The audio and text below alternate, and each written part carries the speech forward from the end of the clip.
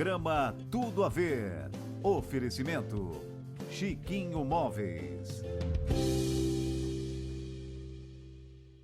Olá, estamos começando mais um Tudo a Ver aqui na RTV e você nos acompanha de segunda a sexta, pela manhã das 10 às 11 da manhã e à noite das 7h30 às 8h30 da noite. Você pode nos assistir nos canais 19, 53.1, canal 20 da NET TV a cabo e também na internet, rtv.net.br ou ainda na live no Facebook, é só procurar RTV Criciúma. Ali você assiste, pode também rever em qualquer horário, mandar para alguém que você quer que assista a entrevista também. É muito fácil, muito simples. Mas antes de mais nada, antes de começar, eu queria lembrar você a importância da fé. A fé de que hoje pode ser um novo dia, a fé de que tudo pode melhorar, a fé de que nada está terminado ainda, a fé de que eu posso conseguir concluir aquele trabalho, a fé de que eu posso emagrecer 1 quilinho essa semana. A gente precisa muito ter fé todos os dias e ter fé desde as pequenas coisas até as coisas mais complexas. Porque quando a gente acredita naquilo que a gente faz, quando a gente acredita que aquilo que eu estou tentando vai dar certo, é muito diferente. A gente faz as coisas com uma outra perspectiva, enxerga com outros olhos. Então hoje eu queria convidar você para começar essa semana tendo fé, exercitando a fé e ajudando as pessoas que estão ao seu redor também a terem um pouco mais de fé. Vamos tentar ter mais fé juntos essa semana? Um ótimo dia para todos nós!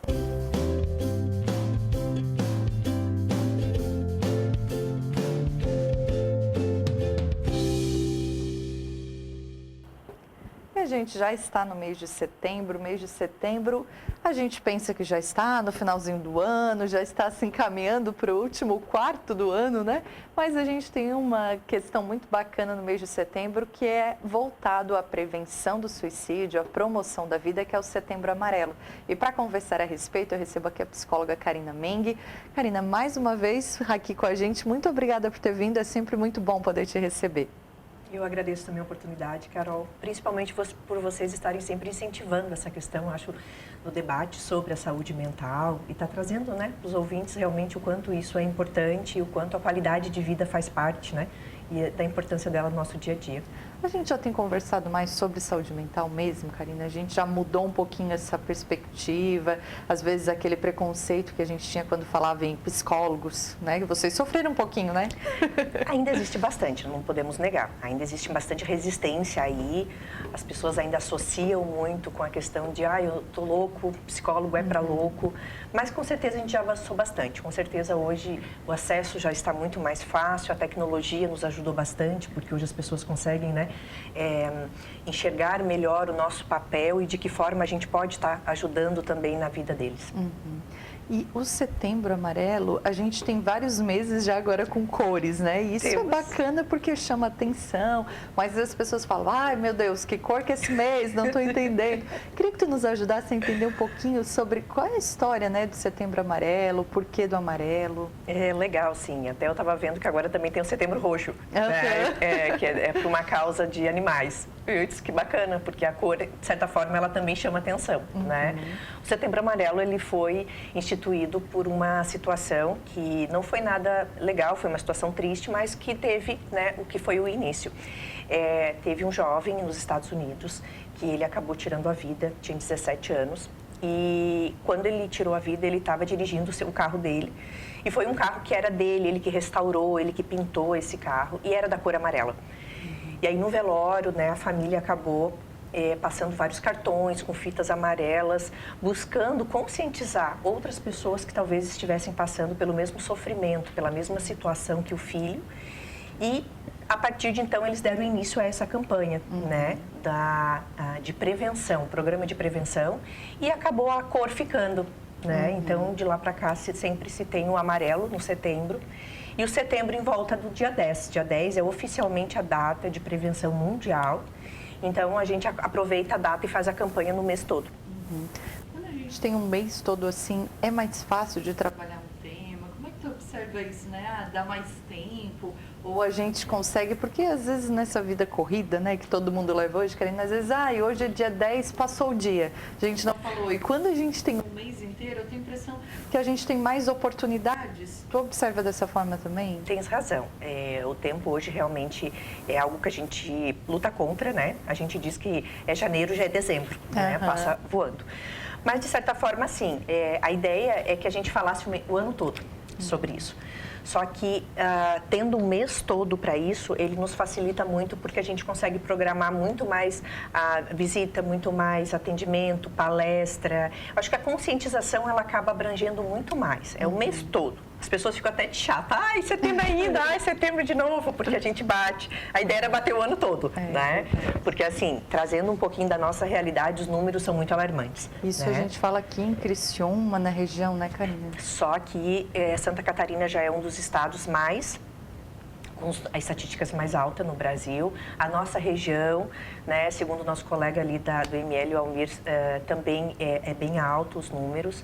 Isso que hoje eles são subnotificados, como a gente chama, né? Então, assim, muitos casos o óbito não é contado na estatística como suicídio. Então, ainda o número pode ser muito maior do que, de fato, é o que a gente tem.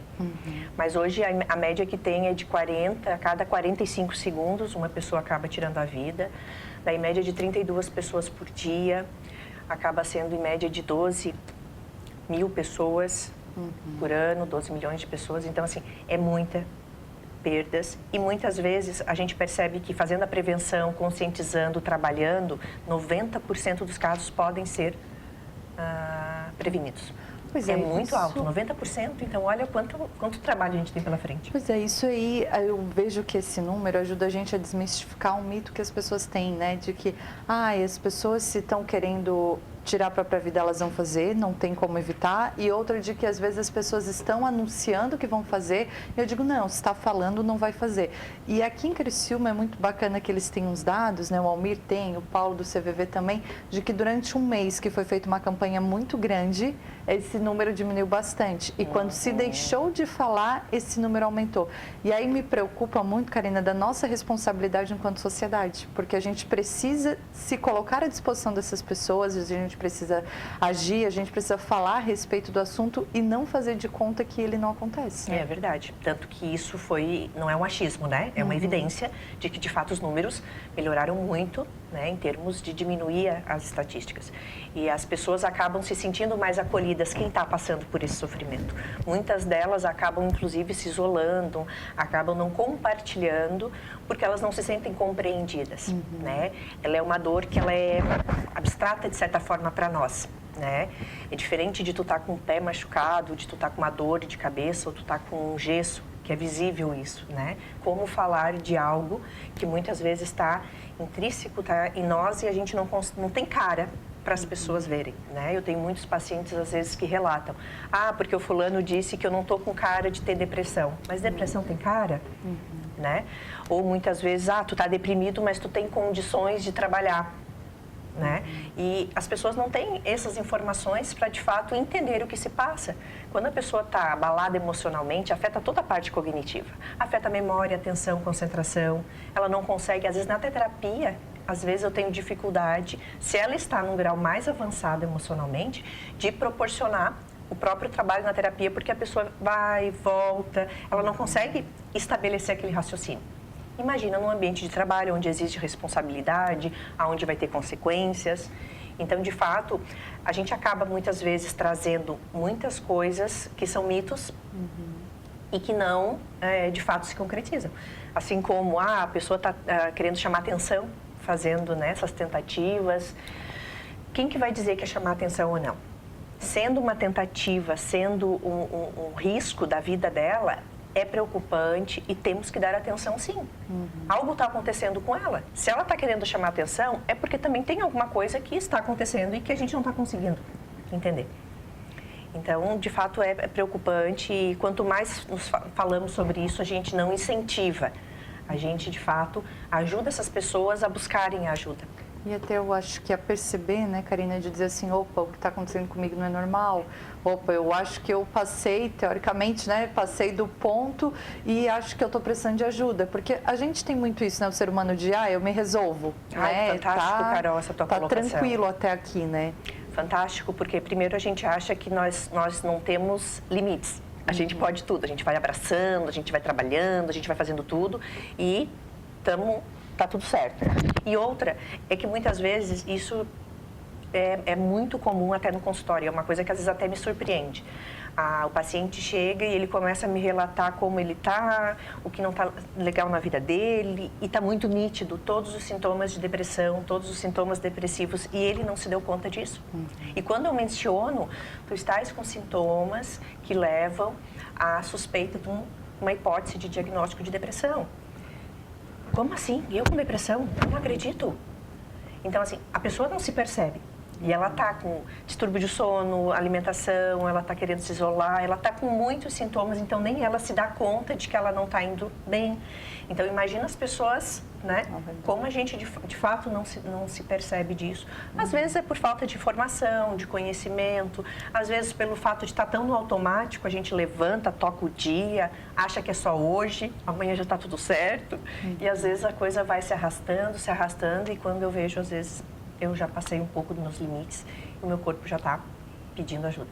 Karina, a gente fala muito assim, quando sabe que alguém tirou a própria vida.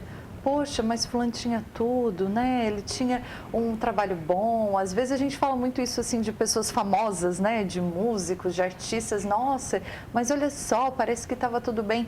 E eu queria que tu nos ajudasse a entender também que essa é uma fala, né? Que não é correta, porque a gente não sabe como é que era a vida daquela pessoa de fato, mas que eu acho que também nos leva a pensar assim, poxa, aparentemente está tudo bem com a Karina, mas eu não sei o que está se passando lá dentro, né? Porque às vezes a gente faz esse julgamento assim, nossa, mas ela tinha tudo, tinha um trabalho bom, tinha uma família, tinha um emprego e tal, e por que levou isso? Os motivos que levam as pessoas a não querer mais viver, a romper com a própria vida, são diferentes, né? Não é o mesmo para todo mundo. É muito complexo tudo que envolve, né, o ato em si de tirar a vida. E hoje os motivos podem ser os mais diversos. A perda de um emprego, a transferência para uma cidade, um luto, pode ser N os motivos.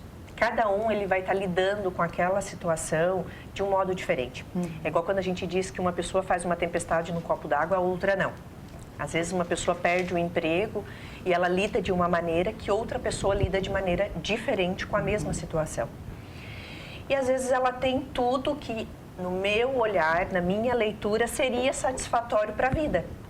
Mas na vida dela, no dia a dia, e com tudo que ela construiu no decorrer da vida dela, na infância, as vivências que ela teve, as experiências que ela passou, construíram um modo dela de ver esse mundo. E a gente não sabe como é esse modo. E a gente tem muito um erro de pensamento, que é de tentar fazer uma leitura do que os outros estão passando, é tentar adivinhar o que os outros estão pensando, vivendo. E muitas vezes a gente só sabe isso se de fato a pessoa nos fala. Eu não estou bem, eu não estou legal. Ou a gente percebe que a pessoa mudou. Eu conheço, eu convivo com a pessoa e a pessoa começou a se isolar mais. A pessoa já, quando está contigo, não interage, ela já está mais triste, ela já não conversa tanto. Ela já não tem mais feito coisas que normalmente fazia de prazer, né? Passear. Muitas coisas começam a mostrar que ela já não está legal. E aí, muitas vezes, a gente passa despercebido, ou a gente percebe isso, mas está tão ocupado com a vida da gente, que também não se preocupa com a vida do outro, né? E quando a gente se dá conta, a gente só soube da notícia que a pessoa tirou a vida, e aí a gente não entende o porquê. E às vezes estava aos nossos olhos, talvez a gente poderia fazer alguma coisa.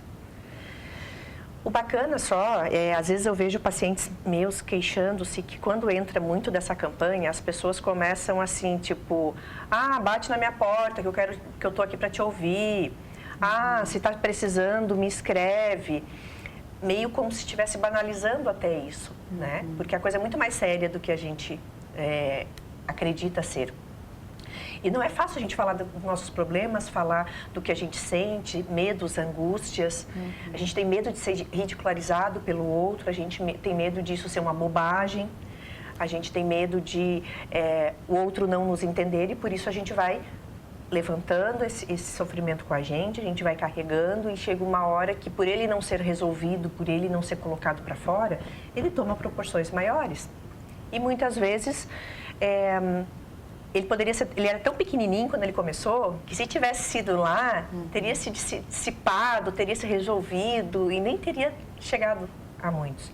Eu tive uma paciente que ela desencadeou depois de um estresse muito forte, um toque, por questão de açúcar.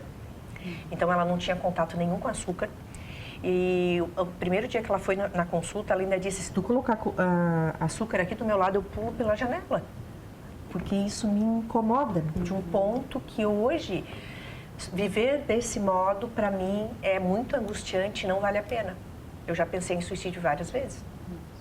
Porque o sofrimento dela, em hoje, ela tem que estar não convivendo, né, com açúcar, ela não consegue receber pessoas na casa dela porque vai ter sujeira, vai ter farelo, ela não consegue mais sair de casa porque tudo aonde vai tem situações assim. Então, assim, viver nesse modo é tão angustiante que ela pensa 2 vezes se vale a pena ou não.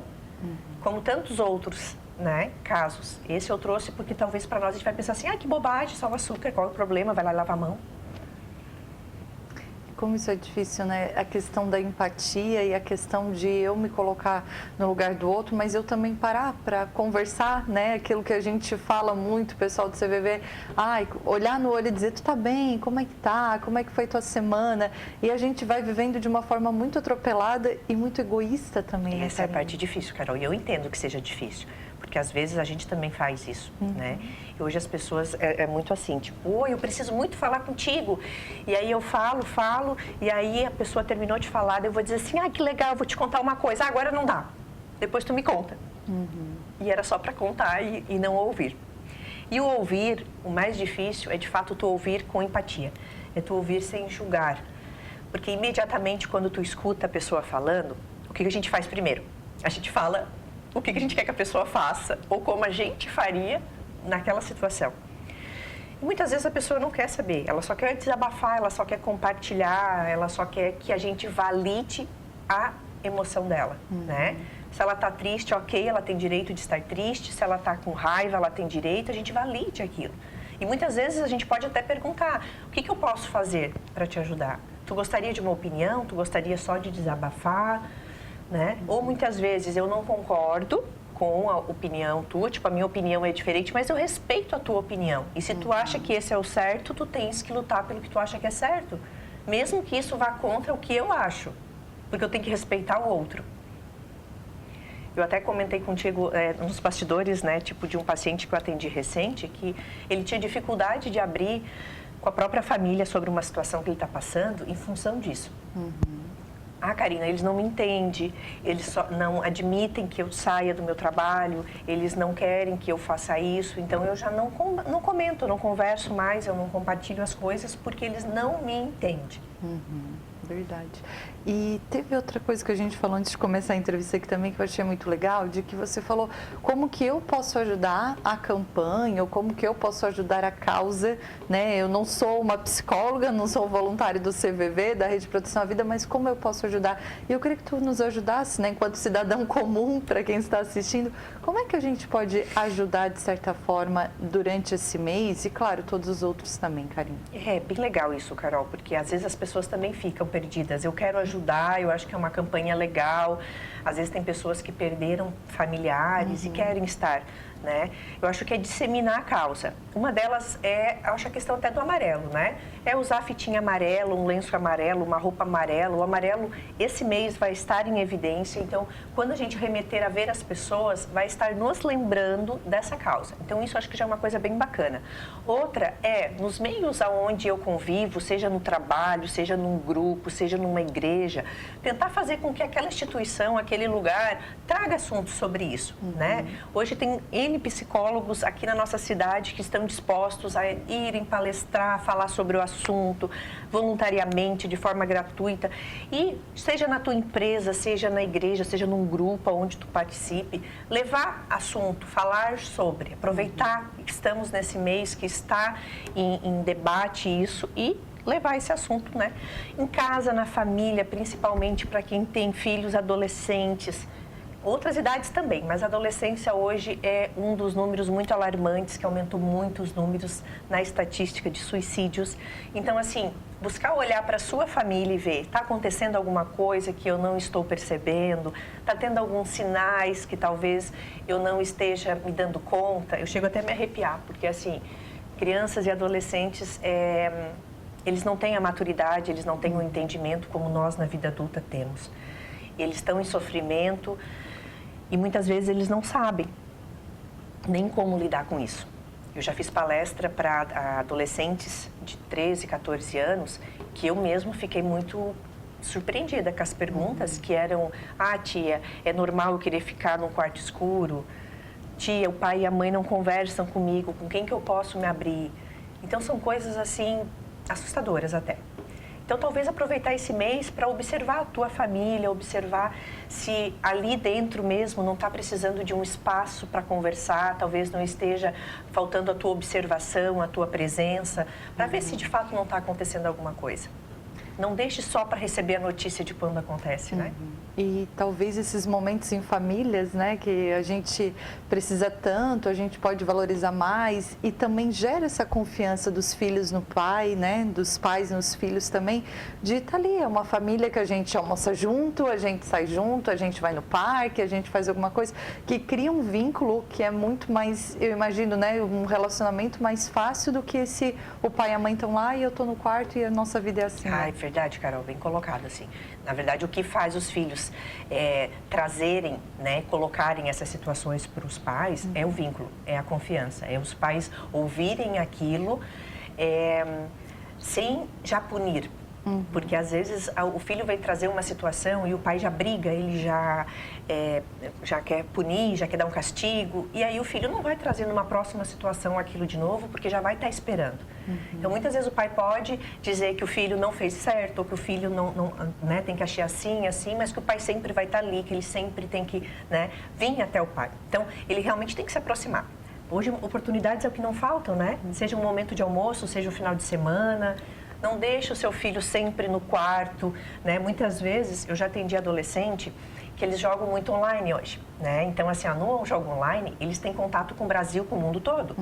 E já teve adolescente que contou pra mim que o amiguinho lá do jogo online tentou suicídio e contou pra ele.